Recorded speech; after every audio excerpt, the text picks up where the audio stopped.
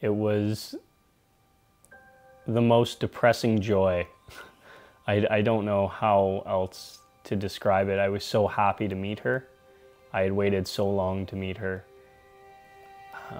There was a part of me that just did not want to remember what I've been told by doctors.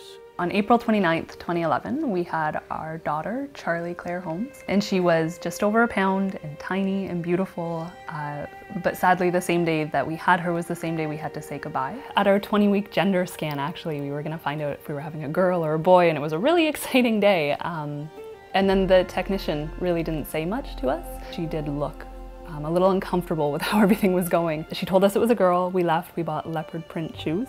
And then we were gonna make the announcement to our family, and then we got a call from our doctor. The beginning of what turned out to be the worst news that any parent should really have to hear. Dave and Mallory learned that their daughter Charlie had a rare form of dwarfism. Charlie's bones weren't formed correctly, and she was going to be very, very small and short. And the other implication is that when babies have that, their lungs don't develop properly, they can't breathe properly, and it's not a condition that babies can live with once they're born. So we had the choice of carrying to term and meeting her, which we chose because she was our daughter and we fought hard to have her. This is Dave doing Charlie's nursery. It was, we're gonna have a baby, you finish the nursery, you put the crib together, you put up her name, this is her spot, you put those leopard print shoes on the shelf because that's what she's gonna come home and wear. Because you're not thinking logically. And I remember people saying, well, why are you finishing the nursery? And it was just because we're gonna have a baby, that's what you do. But now looking back, I know that was coping. As a parent, all you want to do is to protect and to provide. And knowing that as soon as your body decides that it's time to have this baby is also the time you're going to be forced to say goodbye. It's such, there's no words really.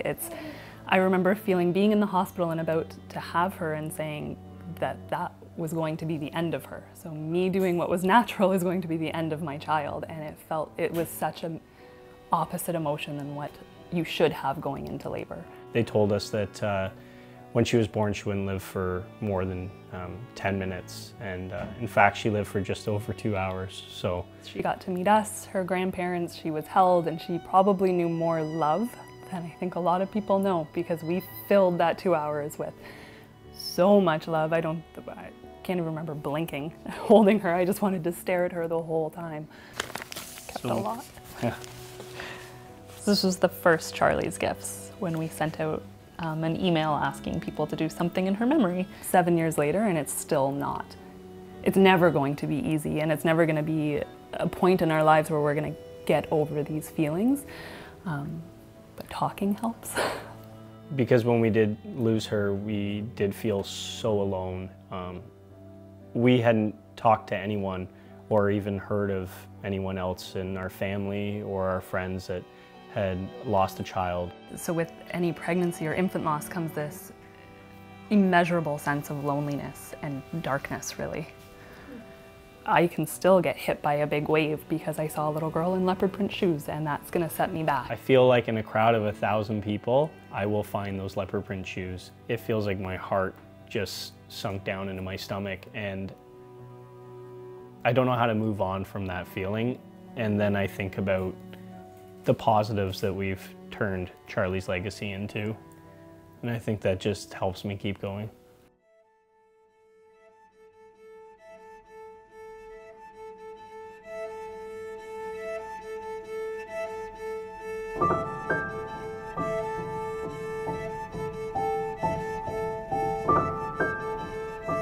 So how'd it go today? What'd you think of the turnout? It was amazing. So we're estimating about over 500 people, and we heard a lot of conversations from people talking about losses they've never brought up.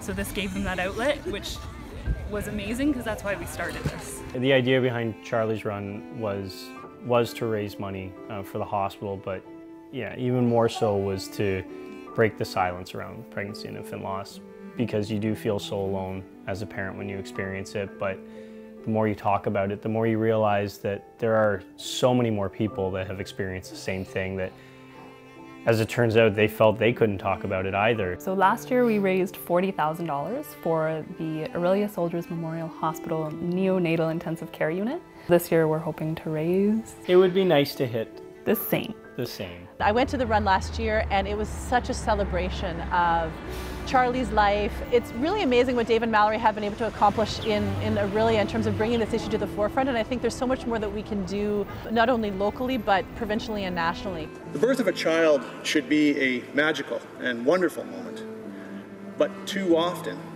all of that goes wrong for many Canadian families.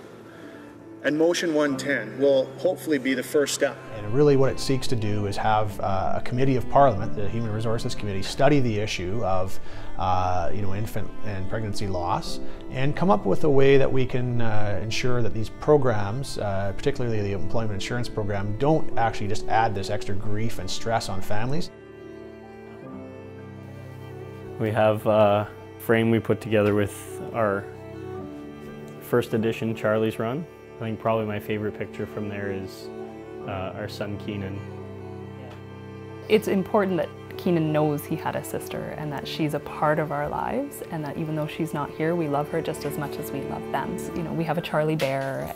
He comes with us to the cemetery and helps plant the flowers. And we started him young so that as he gets older, we can have more mature conversations as he matures. They do their orientation in kindergarten and they say, do you have any brothers or sisters? And he had no problem saying, I have a little brother, Mackenzie, and I had a sister, her name was Charlie, but she died.